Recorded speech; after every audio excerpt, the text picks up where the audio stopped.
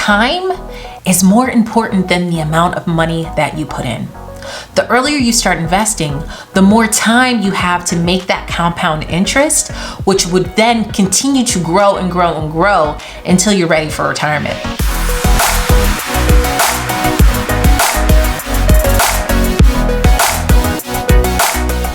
Hi friends, welcome to Moms and Money, where we talk about managing money, making money, and saving money for the women in the household.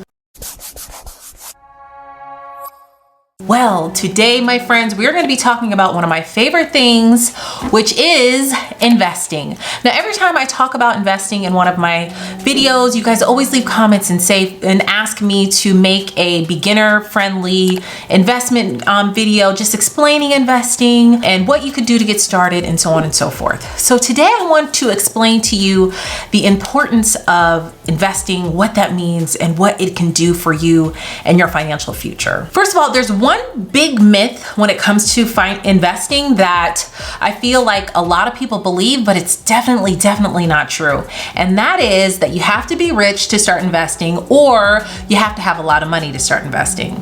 Somebody decided to start cutting their grass and it's so loud. So I'm sorry. Anyway, that is not true. That is a huge myth. You do not have to have thousands upon thousands of dollars to start investing. You don't have to start investing through your 401k at your job. You can start investing yourself, and you can start investing for as little as you want, to be honest. So that is a huge myth that I think a lot of people believe, because it can be very intimidating when you try to learn about investing. It can be very overwhelming when you hear about it on the news. Sometimes the lingo that's used, honestly, it's not really taught throughout school when it comes to like high school and stuff like that. It's not really taught. So it can be intimidating, especially if you don't go into some sort of finance or business related career where you're dealing with numbers a lot or you're dealing with investing. You may not know what it means, and that's okay. And so that's why I want to break it down to you so that you can understand how powerful investing is. What makes investing so powerful is the fact that just saving your money alone is not enough to really allow you to reach financial freedom and to allow you to retire comfortably. I mean, to be honest with you, if you just start saving your money into some sort of high interest money market account or just a regular savings account, it is not going to get you that financial freedom that we all strive to experience, and it's definitely not going to get us into a comfortable retirement. That is why investing is so important. Now, what makes investing really powerful is compound interest. Okay, so what compound interest is basically the ability to make interest off of the interest that you're already making. So for example, if you have $100 that you invest and it makes on average about 5% per year, that means at the end of that year, if you don't do anything else and you just invest that $100, you're going to make $105. You make $5 off of interest off of that $100. Then year two, and you don't do anything else, you don't invest anymore,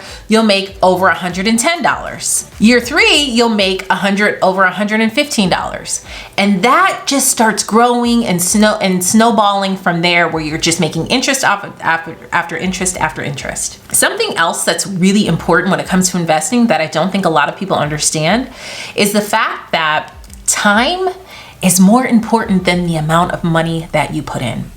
The earlier you start investing, the more time you have to make that compound interest, which would then continue to grow and grow and grow until you're ready for retirement. So for example, let's say Malik started investing $100 a month at 25 years old. And then Jennifer started investing $100 a month at 35 years old. By the time they both reach retirement, Malik will have twice as much money as Jennifer because he had 10 years more of compound interest than Jennifer did.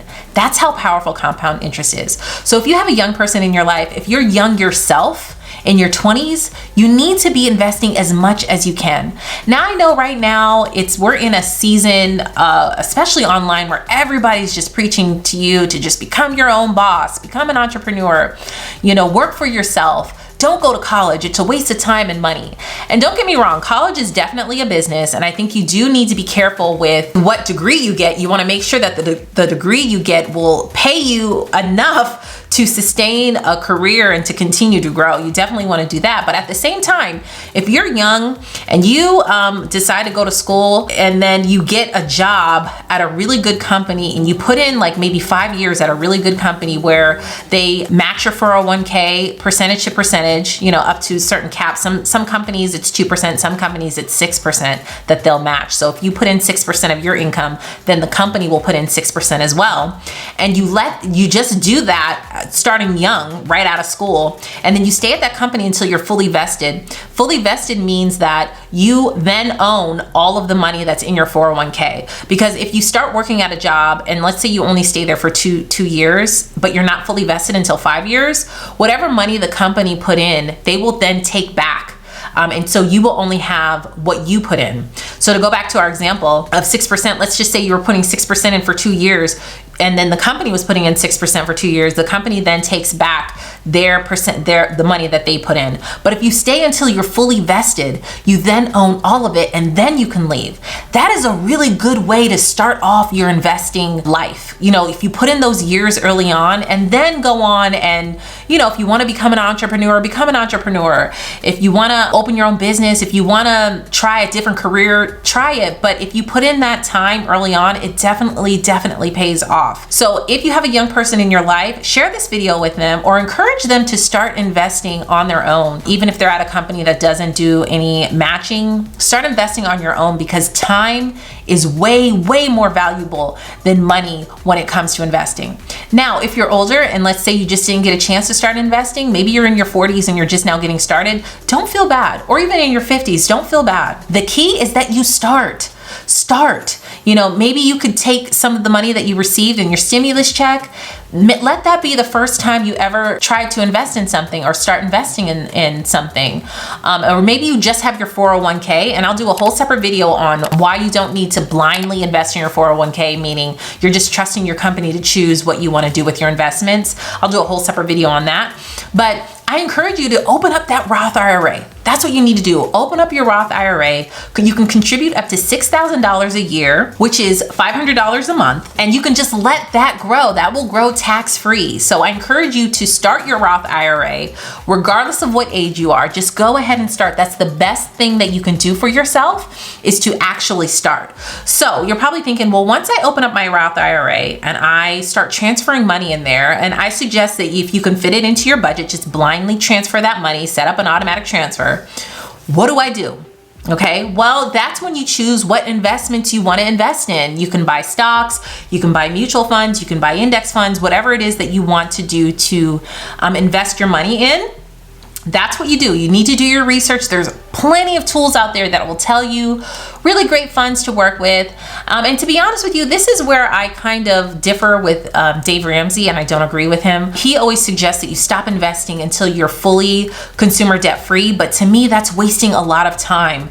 You know, I would never stop. If you are working for a company who does matching, I would never stop investing in that, because that's free money that you're getting from your company. So I've never agreed with Dave Ramsey on that. And when we were working our way out of our $60,000 of debt, we never stopped investing in our 401k. We always continue to do that, because that time, because maybe it'll take you 2, 3, maybe even 5 years to get out of that consumer debt. You'll never get those 5 years back to earn that compound interest. So if you could squeeze it, I definitely would suggest that you try to continue to invest, even though you're trying to maybe pay your way out of consumer debt. Try to at least do something and put some money away for a long-term savings. Something else that I don't agree with Dave Ramsey on is mutual funds.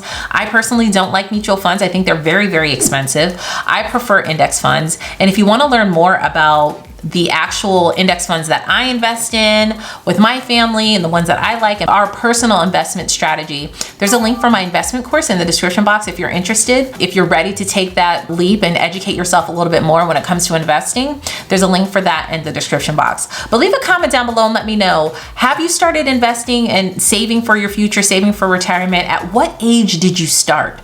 Okay, that's what I'm curious to know. What age did you start, or when do you plan on starting if you haven't started yet? Thank you guys so much for watching. Make sure to give this video a thumbs up if you like this type of content.